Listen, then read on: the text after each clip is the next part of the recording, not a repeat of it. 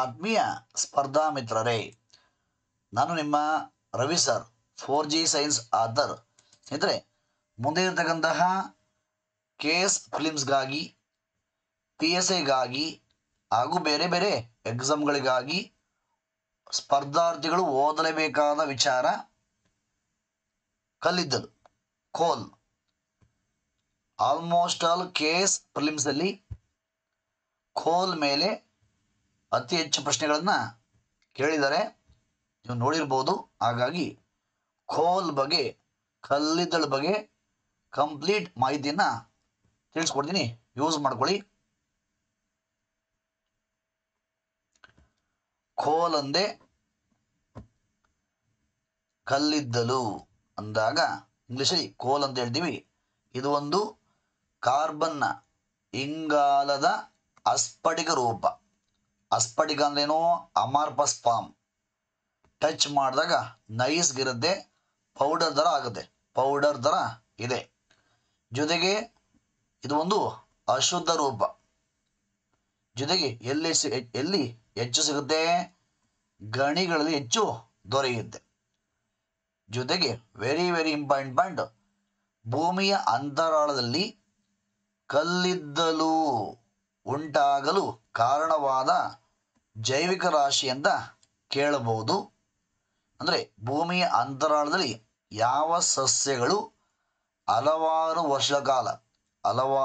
ವರ್ಷಗಳ ಕಾಲ ಡಿಕಂಪೋಸ್ ಆಗಿ ಕೊಳೆತು ಈ ಒಂದು ಕಲ್ಲಿದ್ದಲು ಉಂಟಾಗಿದೆ, ಆ ಸಸ್ಯಗಳ ಹೆಸರೇನು? ಕುರುಚಲು ಪ್ಲಾಂಟ್ಸ್, ಕುರುಚಲು ಸಸ್ಯಗಳು. ಕುರುಚಲು ಸಸ್ಯಗಳ ಸಮೂಹ ಭೂಮಿಯ ಅಂತರಾಳದಲ್ಲಿ ಹಲವಾರು ವರ್ಷಗಳ ಕಾಲ ಕೊಳೆತು ಕಲ್ಲಿದ್ದಲು ಉಂಟಾಗಿದೆ ಅಂತೇಳಿ ಹೇಳ್ತಾರೆ, ಗೊತ್ತಿರಲಿ. ಜೊತೆಗೆ ಈ ಒಂದು ಕೋಲನ್ನು ನಾವು ಯೂಸ್ ಮಾಡ್ತಾ ಹೋದರೆ ಇದು ಕಂಪ್ಲೀಟ್ ಮುಗಿದೋಗುತ್ತೆ, ಯೂಸ್ ಮಾಡ್ತಾ ಖಾಲಿ ಆಗುತ್ತೆ. ಹಾಗಾಗಿ ಕೋಲ್ ಒಂದು ಸಾಂಪ್ರದಾಯಿಕ ಶಕ್ತಿಯ ಸಂಪನ್ಮೂಲ ಆಗುತ್ತೆ, ಸಾಂಪ್ರದಾಯಿಕ ಕನ್ವೆನ್ಷನಲ್ ಸೋರ್ಸ್ ಆಗುತ್ತೆ. ಅಂದರೆ ಬಳಸುತ್ತಾ ಹೋದಂತೆ ಮುಗಿದು ಹೋಗುತ್ತದೆ.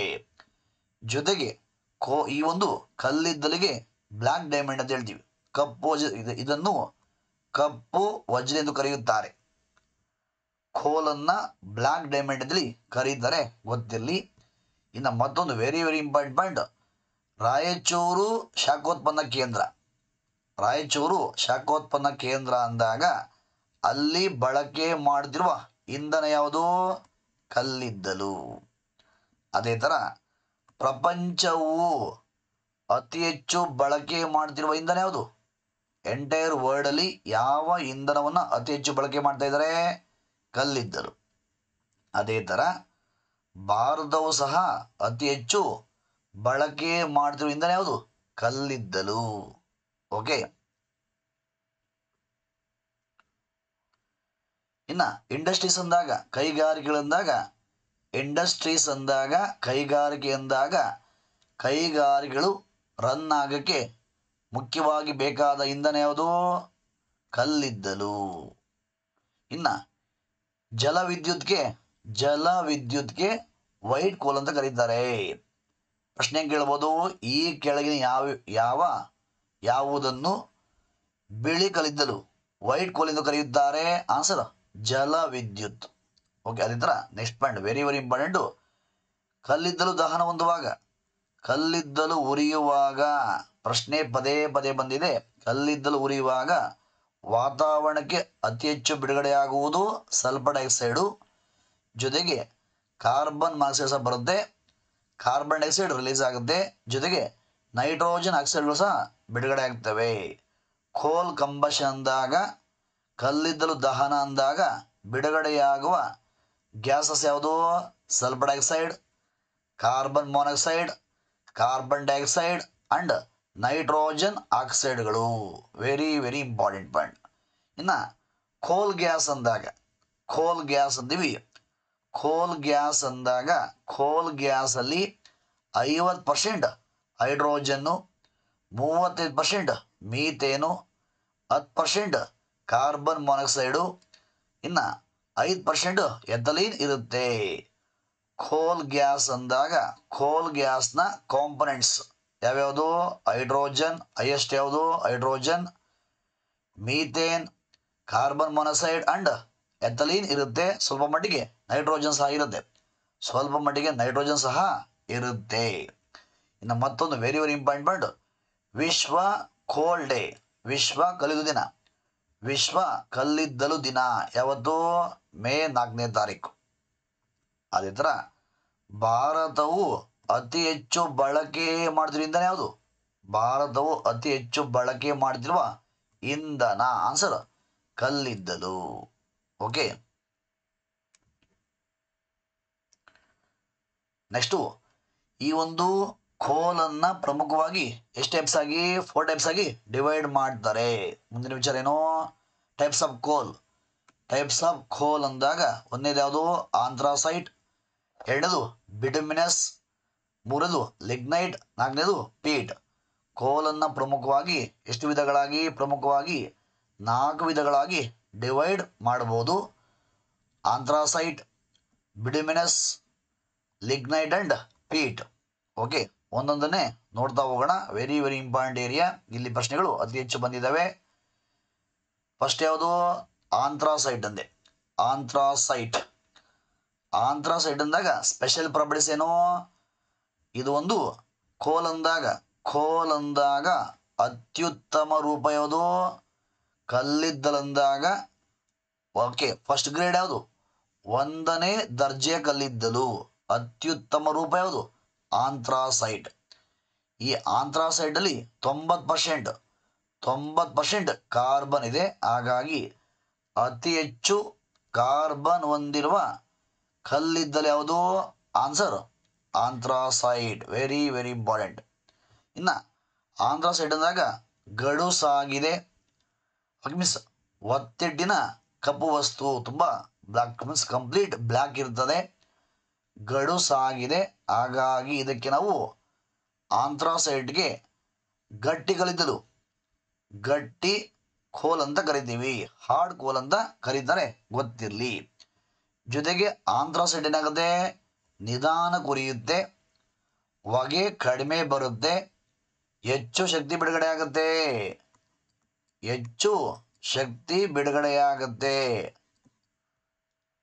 ಆಂಥ್ರಾಸೈಡ್ ಅಂದಾಗ ಆಂಥ್ರಾಸೈಡ್ ಉರಿಯುವಾಗ ಹೆಚ್ಚು ಶಕ್ತಿ ಬಿಡುಗಡೆಯಾಗುತ್ತೆ, ನೆನಪಿರಲಿ. ಜೊತೆಗೆ ಆಂಥ್ರಾಸೈಡ್ಗೆ ನಾವು ಹೊಗೆ ರಹಿತ ಉರುವಲು ಅಂತ ಕರೀತಾರೆ, ಗೊತ್ತಿರಲಿ. ಇದೇ ಜಾಗದಲ್ಲಿ ಇದೇ ಪ್ಲೇಸಲ್ಲಿ ಕೇಸ್ ಫಿಲಿಮ್ಸ್ಗೆ ಪ್ರಶ್ನೆಯಾಗಿದೆ. ಯಾವ ಕಲ್ಲಿದ್ದಲು ಅತಿ ಹೆಚ್ಚು ಕಾರ್ಬನ್ ಅನ್ನು ಹೊಂದಿ ಗಡುಸಾಗಿದೆ, ನಿಧಾನವಾಗಿ ಉರಿಯುತ್ತದೆ, ಹೆಚ್ಚು ಶಕ್ತಿ ಬಿಡುಗಡೆಯಾಗುತ್ತದೆ? ಆನ್ಸರ್ ಆಂಥ್ರಾಸೈಟ್. ಜೊತೆಗೆ ಈ ಒಂದು ಆಂಥ್ರಾಸೈಟ್ ಅನ್ನ ಎಲ್ಲೆಲ್ಲಿ ಬಳಕೆ ಮಾಡ್ತಾ ಇದ್ದಾರೆ? ಅಬೆ ಎಂಜಿನ್ಗಳಿಗೆ ಯೂಸಸ್, ಉಪಯೋಗಗಳಂದಾಗ ಅಬೆ ಎಂಜಿನ್ಗಳಲ್ಲಿ ಇಂಧನವಾಗಿ ಬಳಕೆ ಮಾಡ್ತಾ ಇದ್ದಾರೆ. ಇನ್ನು ಕೃತಕ ಪೆಟ್ರೋಲ್, ಸಂಶ್ಲೇಷಿತ ಪೆಟ್ರೋಲ್ ತಯಾರಿಕೆಯಲ್ಲಿ ಬಳಕೆ ಮಾಡ್ತಾರೆ. ಕೋಲ್ ಗ್ಯಾಸ್ ತಯಾರಿಕೆಯಲ್ಲಿ ಬಳಕೆ ಮಾಡ್ತಾರೆ. ಕೋಲ್ ಗ್ಯಾಸ್ ಅಂದಾಗ ಹೈಡ್ರೋಜನ್ ಜಾಸ್ತಿ ಇರುತ್ತೆ, ನೆನಪಿರ್ಬೇಕಾಗತ್ತೆ. ಕೋಲ್ ಗ್ಯಾಸ್ ಅಂದಾಗ ಪ್ರಧಾನ ಘಟಕ ಯಾವುದು? ಹೈಡ್ರೋಜನ್. ಮತ್ತೊಂದು ಸೆಕೆಂಡ್ ಒನ್, ಮೊನ್ನೆ ಪ್ರಶ್ನೆ ಬಂದಿದೆ.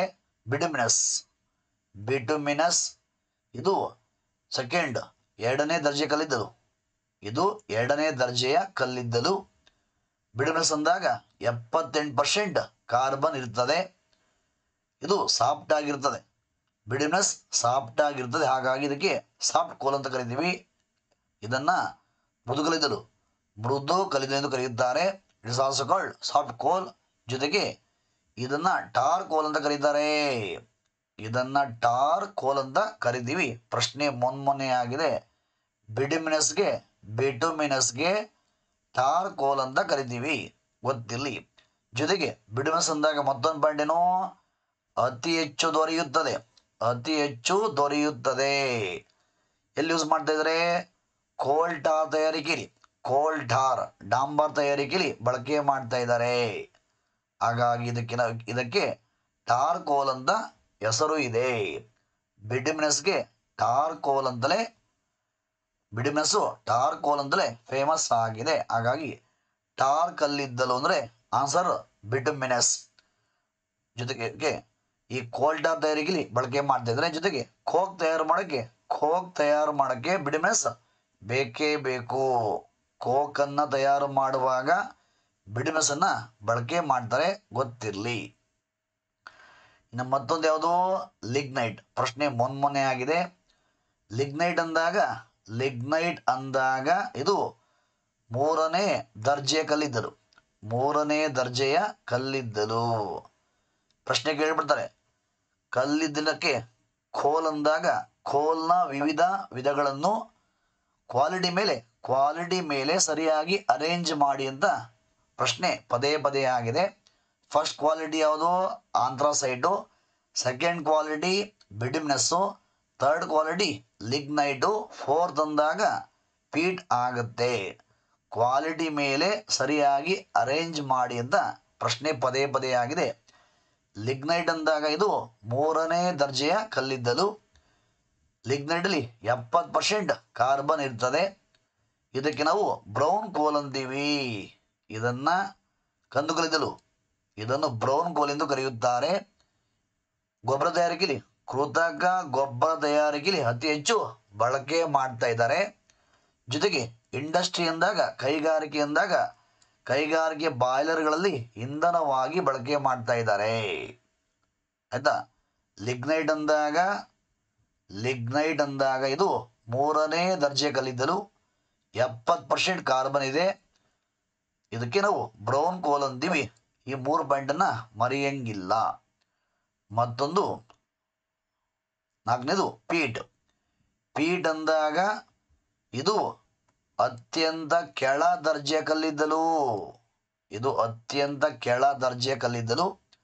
60% ಕಾರ್ಬನ್ ಇರ್ತದೆ. ಆಯ್ತಾ. ಇದಕ್ಕೆ ನಾವು ಪ್ಲಾಂಟ್ ಕೋಲ್ ಅಂತೀವಿ. ಇದನ್ನು ಸಸ್ಯ ಕೋಲ್ ಅಂತ ಕರೀತಾರೆ. ಗೊತ್ತಿರಲಿ. ಸಿಮೆಂಟ್ ತಯಾರಿಕೆಯಲ್ಲಿ ಬಳಕೆ ಮಾಡ್ತಾರೆ. ಅಮೋನಿಯಾ ತಯಾರಿಕೆಯಲ್ಲಿ ಬಳಕೆ ಮಾಡ್ತಾ ಇದ್ದಾರೆ. ಇಲ್ಲಿ ಅಮೋನಿಯಾ ತಯಾರು ಮಾಡೋಕ್ಕೆ ಪೀಟನ್ನು ಬಳಕೆ ಮಾಡ್ತಾರೆ, ಗೊತ್ತಿರಲಿ. ಅಮೋನಿಯಾ ತಯಾರು ಮಾಡೋಕ್ಕೆ ಬಳಸುವ ವಿಧಾನ ಯಾವುದು ಅಂತ ಪದೇ ಕೇಳೋರೆ ಆನ್ಸರ್ ಏಬರ್ ವಿಧಾನ. ಅಮೋನಿಯಾ ತಯಾರಿಕೆಯಲ್ಲಿ ಬಳಸುವ ವಿಧಾನ ಯಾವುದು, ಏಬರ್ ವಿಧಾನ. ಆಯ್ತಾ. ಇನ್ನು ಸಿಮೆಂಟ್ ತಯಾರಿಕೆಯಲ್ಲಿ ಬಳಸುವ ಕಚ್ಚಾ ವಸ್ತುಗಳು ಯಾವ್ಯಾವುದು, ಜೇಡಿ ಮಣ್ಣು ಬೇಕು, ಸುಣ್ಣದ ಕಲ್ಲು ಬೇಕು, ಜಿಪ್ಸಮ್ ಬೇಕು. ಸಿಮೆಂಟ್ ತಯಾರಿಕೆಯಲ್ಲಿ ಬಳಸುವ ಕಚ್ಚಾ ವಸ್ತುಗಳು clay, lime stone and gypsum, ಗೊತ್ತಿರಲಿ. ಈ ಪೀಟನ್ನು ಅಮೋನಿಯಾ ತಯಾರು ಮಾಡೋಕ್ಕೆ ಯೂಸ್ ಮಾಡ್ತಾರೆ. ಜೊತೆಗೆ ಗೊಬ್ಬರ ತಯಾರಿಕೆಯಲ್ಲೂ ಬಳಕೆ ಮಾಡ್ತಾರೆ. ಓಕೆನಾ. ಸ್ನೇಹಿತರೆ, ಕೋಲ್ ಬಗ್ಗೆ ನೀವು ಕಲ್ಲಿದ್ದಲ ಬಗ್ಗೆ ಸಿಲೆಬಸ್ ಜೊತೆಗೆ ಕರೆಂಟ್ ಅಫೇರ್ಸ್ನ ಚೆನ್ನಾಗಿ ಓದ್ಕೋಬೇಕಾಗತ್ತೆ. ಕಲ್ಲಿದ್ದಲು ಅಂದಾಗ ಪ್ರಶ್ನೆಗಳು ಅತಿ ಹೆಚ್ಚು ಬಂದಿದ್ದಾವೆ. ಸಿಲೆಬಸ್ನು ಓದ್ಕೋಬೇಕು, ಕರೆಂಟ್ ಅಫೇರ್ಸ್ನು ಸಹ ನೀಟಾಗಿ ಓದ್ಕೊಂಡಿದ್ರೆ ಖಂಡಿತ ಯೂಸ್ ಆಗುತ್ತೆ. ಸ್ನೇಹಿತರೆ, ಪ್ರತಿ ಎಕ್ಸಾಮ್ ಆದಾಗ ಅತಿ ಹೆಚ್ಚು ಪ್ರಶ್ನೆಗಳು ಬರ್ತಾ ಇರ್ತಕ್ಕಂತಹ ಸೈನ್ಸ್ ಪುಸ್ತಕ 4G ಸೈನ್ಸ್ ನಿಮಗೆಲ್ಲ ಗೊತ್ತಿದೆ, ಇವೆಲ್ಲ ನೋಡಿದ್ದೀರಿ. ನೋಡಿ, FDAA ಪರೀಕ್ಷೆಯಲ್ಲಿ 26 ಪ್ರಶ್ನೆ ಕವರ್ ಆಗಿದ್ದು PDF ಆಗಿದ್ದೀನಿ, ನೀವೆಲ್ಲ ನೋಡಿದ್ದೀರಿ. BMTC KK ಎಕ್ಸಾಮಲ್ಲಿ 20 ಪ್ರಶ್ನೆ ಬಂದಿದ್ದಾವೆ, PDF ಹಾಕಿದ್ದೀನಿ, ಯೂಟ್ಯೂಬಲ್ಲಿ ಹೇಳಿದ್ದೀನಿ, ನೀವೇ ನೋಡಿದ್ದೀರಿ. ಹಾಗೆಯೇ AC ಪರೀಕ್ಷೆಯಲ್ಲಿ 15 ಪ್ರಶ್ನೆಗಳು ಕವರ್ ಆಗಿದ್ದು, ಇನ್ನು 11/8/2024 AC ಪರೀಕ್ಷೆಯಲ್ಲಿ 18 ಪ್ರಶ್ನೆಗಳು ಬಂದಿದ್ದು, 11/8/2024 AE ಎಕ್ಸಾಮಲ್ಲಿ 27 ಪ್ರಶ್ನೆಗಳು ಬಂದಿದ್ದು. ಇವೆಲ್ಲವನ್ನ ಹಾಗೆ ಪ್ರಶ್ನೆ, ಆನ್ಸರು, ಪೇಜ್ ನಂಬರು, ಇಷ್ಟನ್ನು PDF ಮಾಡಿ ಹಾಕಿದ್ದೀನಿ, ನೀವೇ ನೋಡಿ. ಜೊತೆಗೆ ಯೂಟ್ಯೂಬಲ್ಲೂ ಸಹ ಅದನ್ನು ಪೇಜ್ ನಂಬರ್ ಸಮೇತ ಹೇಳಿದ್ದೀನಿ, ನೀವೇ ನೋಡ್ಬೋದು. ಹಾಗಾಗಿ ಕ್ವಾಲಿಟಿ ಇದೆ, ಚೆನ್ನಾಗಿದೆ. ಓಕೆ, ಮುಂದಿನ ಎಕ್ಸಾಮ್ಗೆ ಯೂಸ್ ಮಾಡ್ಕೊಳ್ಳಿ. ಧನ್ಯವಾದಗಳು.